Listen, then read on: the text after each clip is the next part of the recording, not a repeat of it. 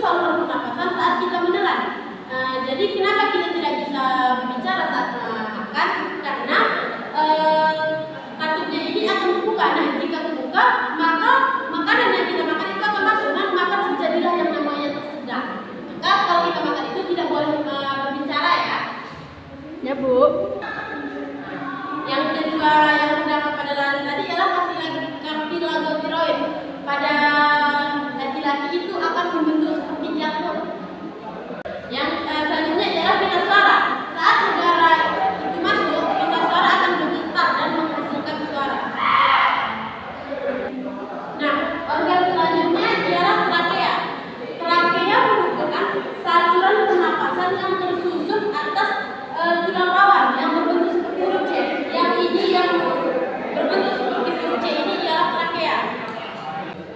Nah, di dalam trakea ini juga terdapat sel epitel yang bersihnya yang berfungsi untuk menangkap kotoran atau benda asing yang masuk ke dalam saluran pernapasan.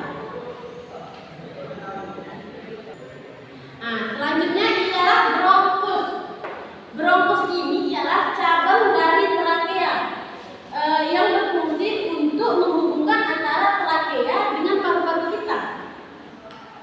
Selanjutnya, bronkus ini juga tersusun atas tulang rawan, makanya jadi dia agak sama-sama lentur. Selanjutnya ialah bronkiolus, yaitu cabang dari bronkus. Bronkus ini ya terdapat di ujung-ujung ini yang berbentuk gelembung-gelembung yang disebut dengan bronkiolus. Bronkiolus ini tidak tersusun dari tulang rawan, makanya kaku.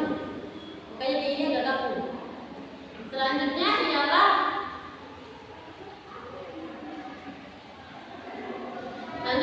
alveolus. Alveolus ini merupakan gelembung-gelembung udara yang terdapat di ujung-ujung bronkiolus. Nah, alveolus ini ialah gelembung-gelembung udara yang terdapat di ujung bronkiolus.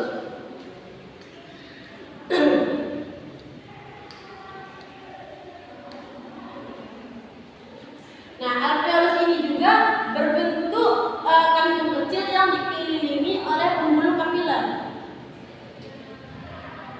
Nah, dinding alveolus ini tipis dan lembab sehingga berfungsi untuk pertukaran udara. Jadi udara yang kita masuk itu akan terjadi pertukarannya itu di alveolus ini.